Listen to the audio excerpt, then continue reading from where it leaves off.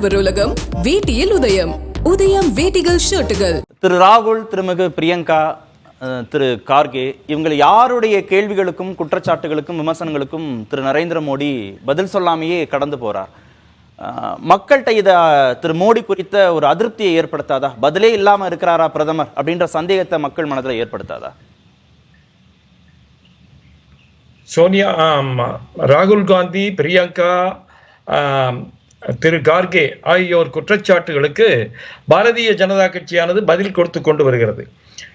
அவங்க கேட்ட ஒவ்வொரு விஷயத்துக்கு நாம குரல் கொடுத்துட்டு வர்றோம். இப்ப நாம கேட்கிற கேள்விக்கு அவங்க பதில் சொல்ல தயாரா இல்லை. அதுதான் இன்னைக்கு இருக்கக்கூடிய சூழ்நிலை. அதனால இது மும்முனை தாக்குதல் பற்றி கவலை இல்லை. நாங்க ஆரம்பத்திலிருந்தே இந்த தாக்குதல்களுக்கு தயாராக இருப்பவர்கள் தான். நாம் நேர்மையான முறையில் ஆட்சி நடத்துறோம். அனைவருக்குமான வளர்ச்சி என்கின்ற திட்டத்தை அடிப்படையாக வைத்து நடத்துறோம். அதனால இதுல சமரசம் பண்ணிக்கிறக்கே இல்லை. அதனால அவர்கள் தாக்குதலை வைத்து நாம பயப்பட போறதில்லை. அவர்கள் கேட்கிற கேள்விகளுக்கு பதில் சொல்ல தயாராக இருக்கிறோம், சொல்லிக் கொண்டிருக்கிறோம். இவர் நேரடியாக தேர்தல் போது விவாதத்துக்கு தயாரான மற்றவர்கள் எல்லோரும் சேர்ந்து பதில் சொல்வோம். ஆகவே என்ன கேள்வி கேட்டாலும் பதில் சொல்வதற்கு தயாராக இருக்கிறோம். இதுல பயந்து போறதோ தாக்குதல்களை எதிர்கொள்ளாமல் 2013 பொதுத்துறையில 14 லட்சம் நிரந்தர பணியிடங்கள் இருந்தது. 2023 8,40,000 அது குறைஞ்சிருச்சு. எல்லா வேலையையும் தனியார் மயமாக்குறாங்க, அதன் மூலமாக இடஒதுக்கீடே இல்லாமல் பாஜக பண்ண போகுது அப்படின்னு ராகுல் காந்தி குற்றச்சாட்டு வைக்கிறாரு. 25 செல்வந்தர்களை உருவாக்கியதான் 10 ஆண்டு கால மோடியின் சாதனை அப்படின்னு சொல்றாரு. ரயில்ல பயணம் போறதே சாமானிய மக்களுக்கு ரொம்ப சிரமம் ஆயிடுச்சு, எலைட் பயணமாக ரயில் பயணம் சாமானியருக்கு மாறிடுச்சு அப்படின்னு ஒரு குற்றச்சாட்டு வைக்கிறாரு. எங்க அம்மா தான் நாட்டுக்காக மாங்கல்யத்தை தியாகம் பண்ணாங்க அப்படின்னு பிரியங்கா பேசுறாங்க. எல்லா குற்றச்சாட்டுகளையும் பிரதமர் மோடி பொய்யாக வைக்கிறார், அது குறித்து விவாதிக்கணும் வாங்க அப்படின்னு நேரடியாக அழைப்பு விடுக்கிறார் திரு கார்கே. இந்த குற்றச்சாட்டுகளுக்கெல்லாம் பதிலே இல்லையே பிரதமர்கிட்ட. சார், பதில் சொல்லிட்டு தான் வர்றோம். பிரதமரே எல்லா சமயத்திலையும் எல்லாத்துக்கும் சொல்ல வேண்டிய அவசியம் இல்லை. அவங்க 3 பேர் பேசியிருக்கிறாங்க. பிரதமர் யாருக்கு அந்த சமயத்தில் கொடுக்க வேணுமோ கொடுப்பாரு. நாங்க பதில் சொல்றோம். மற்ற தேசிய தலைவர்கள் பதில் சொல்லிட்டு இருக்கிறாங்க. நான் சில புள்ளி விவரங்களை சொல்றேன்.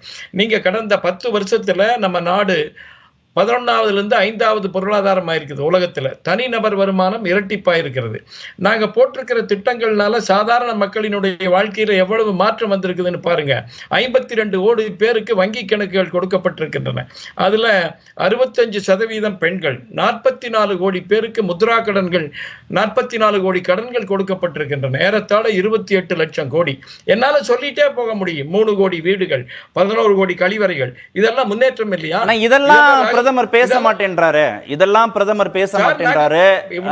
மாறாக காங்கிரஸ் தேர்தல் அறிக்கையில சொல்லாதத சொல்றாரு, பொய் சொல்றாருன்றாரு கார்கே. பொய் சொல்றாரு, காங்கிரஸ் தேர்தல் அறிக்கை குறித்து சொல்லாதத சொல்றாரு, பொய் சொல்றாருன்னு ஒரு பிரதமர் மேல சார்ஜ் வைக்கிறாரு. அவர் சார்ஜ் என்ன வேணாலும் வைக்கலாங்க சார். தொடர்ந்து இந்த சார்ஜுகளை வச்சுட்டு தான் வர்றாங்க, தவறா வச்சுட்டு வர்றாங்க. அவர் 2002 முதலமைச்சராக இருந்த போது இருந்து வச்சுட்டு வர்றாங்க. என்ன சார்ஜ் வச்சு பதில் சொல்லல, நீங்க கேளுங்க, நான் சொல்றேன். கார்கே சொன்னதுக்கு கேட்ட கேள்விக்கு எது பதில் சொல்லல, எது பதில் சொல்லாம விட்டார்? இந்த கேள்விக்கு பதில் சொல்லல. வாங்க விவாதிப்போம்னு அழைக்கிறாரு. அவரு நேரடியா வாங்கன்னு அழைக்கிறாரு. சார், அவரு கூப்பிட்டா தேர்தல் சமயத்தில் எல்லா பக்கம் போய் பேசிட்டு இருக்கணும். நீங்க மற்றவங்க சொல்றாங்க பதில், அவருக்கு பதிலாக நாங்க சொல்ல தயாரா இருக்கிறோம். நம்முடைய தேசிய தலைவர்கள் சொல்லிட்டு இருக்கிறாங்க. பதில்கள் கொடுக்கப்பட்டு கொண்டேதான் வந்துட்டு இருக்குது. இவங்க ஒவ்வொருத்தரும் கேட்டுட்டே இருக்கிறாங்க. ஒவ்வொருத்தருக்கும் பதில் சொல்றதுக்கு இது தேர்தல் சமயத்தில் முடியாது, நேரம் இல்லை. அவர்கள் நாடு முழுவதும் தேர்தல் பிரச்சாரம் செய்கிறாரு. நண்பர் சமஸ் கூட சொன்னாரு அதிகபட்சமா போறாரு. அதிகபட்சமா போறாருன்னா அவருக்கு டிமாண்ட் இருக்குது. நாடு பூரா அவரை கூப்பிடுறாங்க. ஒவ்வொரு தொகுதியினுடைய வேட்பாளர்களும் பிரதமரோ திரு அமித்ஷா நட்டாவோ சீனியர் தலைவர்கள் வரணும்னு நினைக்கிறாங்க. அதனால அவங்க போறாங்க. அதுதான் காரணங்க. இல்ல, நாடு முழுவதும் போறாரு. ஆனா மாநில தலைவர்கள் வெர்சஸ் மோடின்னு மாறி இருக்கு களம் அப்படிங்கறத புரிந்து கொண்டிருக்கிறாரா மோடி? அதனாலதான் ராகுல் காந்தி வெர்சஸ் மோடின்னு மாற்றுவதற்கு தொடர்ந்து ராகுல் காந்தி பத்தியே பேசிட்டு இருக்கிறாரா?